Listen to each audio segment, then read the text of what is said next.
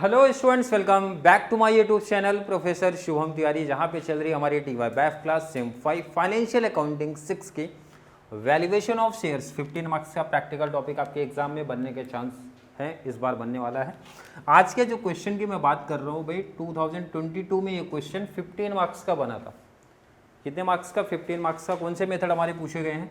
Intrinsic value method and yield value method. अगर मैंने बताया फेयर वैल्यू मेथड आपका पूछा जाएगा तो सिंपल है, अगर आपने ये दोनों कैलकुलेशन किया तो दोनों का प्लस डिवाइड बाई 2 कर देना, आपका आंसर आ जाएगा फेयर वैल्यू मेथड का।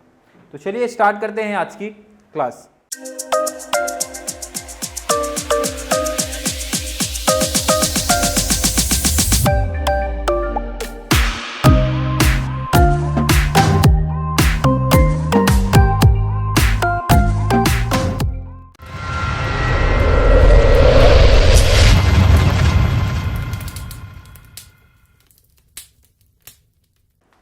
क्वेश्चन आगे आपके सामने बैलेंस शीट दिया है। बैलेंस शीट के बाद सबसे पहले एडिशनल इन्फॉर्मेशन पढ़ो, और ये जो कॉन्सेप्ट है, ये जो फॉर्मेट है, आई होप हर एक बच्चे के माइंड में फिट हो गया होगा।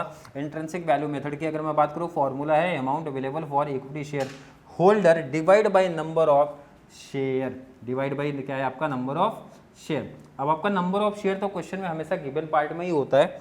Amount available for equity share holder कैसे मिलेगा? जितने भी एसेट्स होते हैं वो लिख लिया करो। क्या बताया गया था? किसी भी एसेट की अगर न्यू वैल्यू दिया मीन्स रीवैल्यू दिया वो यूज करना, नहीं दिया तो बुक वैल्यू यूज करना। फिक्टिशियस एसेट्स को इग्नोर करना, ये चीज माइंड में रख लेना, जहां बच्चे मिस्टेक्स कर सकते हैं। फिक्टिशियस एसेट्स को इग्नोर करना है। एसेट का टोटल लेना है minus outsider liability. Outsider liability का मतलब होता है शेयर कैपिटल को छोड़ के बाकी जो बचे लिखो। Share capital means owner's fund, share capital, equity share को छोड़ देना, प्रेफरेंस शेयर कैपिटल को छोड़ना है, रिजर्व एंड सरप्लस वाले पार्ट को छोड़ देना, बाकी को लिख लेना, टोटल माइनस कर दोगे। अगर क्वेश्चन में प्रेफरेंस शेयर कैपिटल दिया है तो वो भी माइनस होगा। क्लियर? इंट्रिंसिक का ये फॉर्मेट आई होप हर एक बच्चे को अभी तक याद हो गया होगा। एडिशनल इंफॉर्मेशन पढ़ना स्टार्ट करते हैं। Company transfer 20% of its profit after tax. कहाँ पे ट्रांसफर कर रही है? रिजर्व में। फॉर्मेट में देखो ना, लिखा है भाई ट्रांसफर टू रिजर्व। कितना परसेंट की बात किया है? 20%। तो यहाँ पे आप लिख लो कितने परसेंट की बात कर रहे हैं? 20% की बात हुआ है। क्लियर? 20% किसका? एवरेज प्रॉफिट आफ्टर टैक्स, ये जो आएगा ना इसका 20%। तो अभी कैलकुलेशन करेंगे वो कैसे करना है अपने को, आगे का डिटेल से। नेट प्रॉफिट बिफोर टैक्सेशन, ये वर्ड क्लियर रखने का। बिफोर दिया है कि आफ्टर दिया है? भाई बिफोर टैक्सेशन दिया है।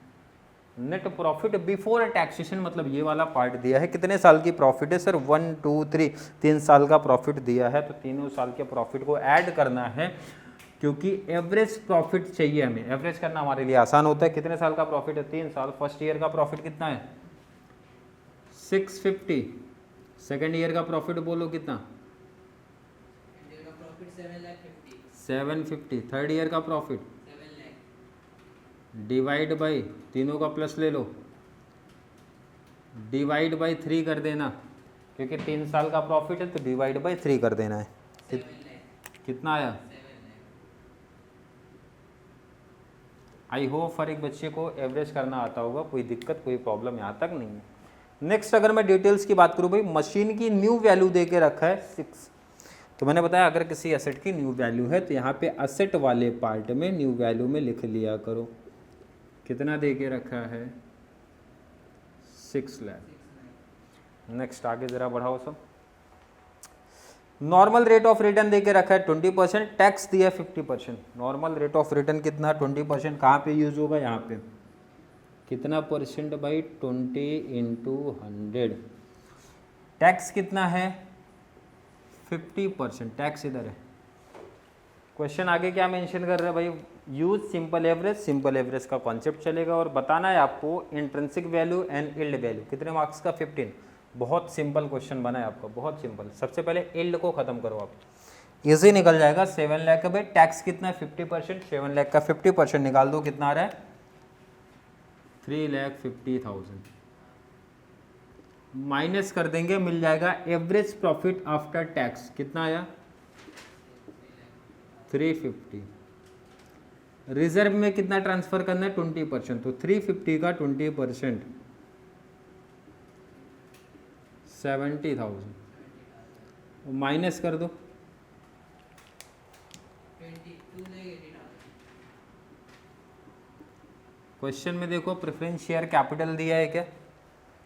बैलेंस शीट में देखने का प्रेफरेंस शेयर कैपिटल दिया है, बिल्कुल नहीं दिया, तो डिविडेंड यहाँ पे नथिंग हो जाएगा, नील हो जाएगा, और यही सेम अमाउंट यहाँ पे कॉपी कर दिया जाएगा। किसी बच्चे को कोई डाउट नहीं? अगर प्रेफरेंस शेयर कैपिटल दिया होता तो वहाँ से हम लोग प्रेफरेंस डिविडेंड का कैलकुलेशन कर लेते, माइनस कर देते, बट नहीं दिया तो नहीं करना है। अब आगे का देखो ना, फॉर्मूले में सिर्फ वैल्यू पुट कर दो, आंसर आ जाएगा। Net profit for equity shareholder capitalisation value का फॉर्मूला कितना मिला? 2,80,000 मल्टीप्लाई 100 डिवाइड बाई 20 कर दो, फाइनल आंसर बताओ कितना आ रहा है?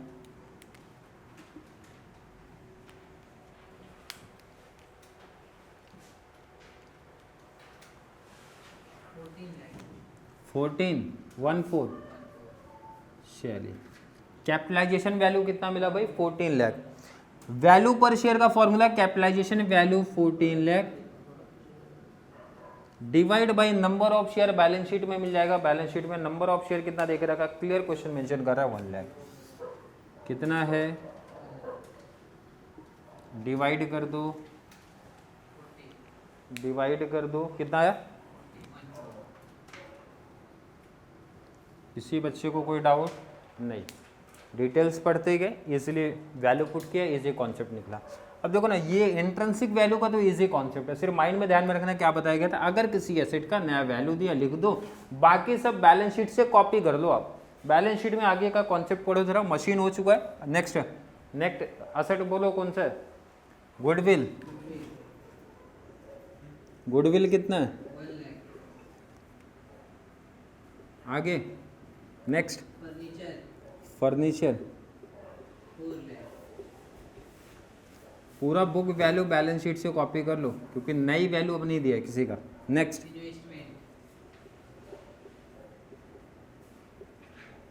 कितना?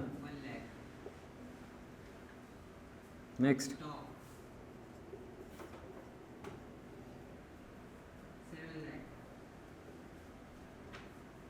Next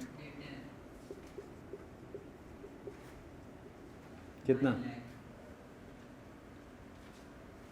next cash in hand कितना? 6,000। नेक्स्ट कैश एट कितना? 9। नेक्स्ट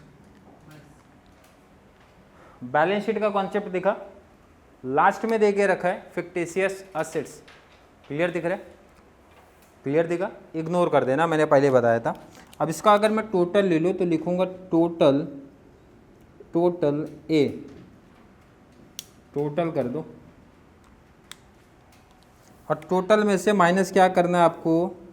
टोटल में से माइनस करना है आउटसाइडर लायबिलिटी, आउटसाइडर लायबिलिटीज। चलिए, टोटल कितना है? 37,06,000।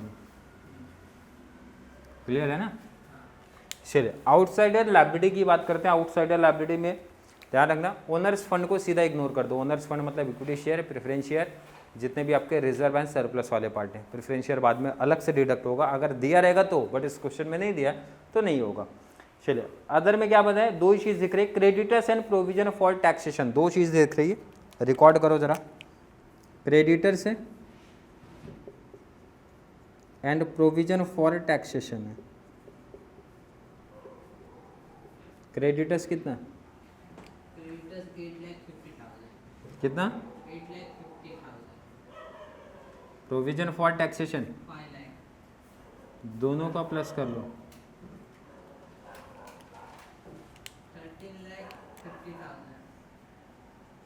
13,50,000। इसको हम लोग क्या बोलेंगे?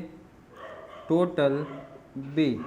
और जब ए में से बी माइनस करेंगे, मतलब इस टोटल से ये टोटल माइनस करेंगे, तो हमें मिलेगा amount available for equity share holder, minus कर दो, माइनस करो 23,56,000। कितना आ रहा है? 23,56,000। वैल्यू पुट करो, amount available for equity share holder कितना मिला sir? 23,56,000 divide by number of share. Number of share कितना था? 1 लाख। तो 23.56 ये हमारा फाइनल आंसर हो जाएगा। कितना यार? क्लियर है? समझ में आ रहा है भाई? अगर वैल्यू ऑफ शेयर के इस तरीके से टॉपिक्स आएंगे तो हर एक बच्चे का इजीली 15 मार्क्स हो जाएगा फिक्स। नोट कर लो पहले आप इसको।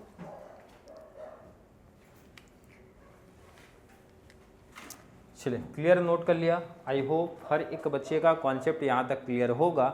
फिर भी किसी बच्चे को आज की क्लास को लेके कोई भी डाउट, कोई भी कन्फ्यूजन क्रिएट होता है तो ज़रूर नीचे कमेंट में ऐड करें, या फिर कॉन्सेप्ट क्लियर है, वीडियो आपको थोड़ी सी भी हेल्पफुल लग रही है तो वीडियो को ज़्यादा से ज़्यादा TY बैफ वाले बच्चों को ज़रूर शेयर करें ताकि उनको इस चैनल से बहुत सारा बेनिफिट्स मिल सके। तो चलिए मिलेंगे अगली क्लास में, तब तक के लिए थैंक यू सो मच।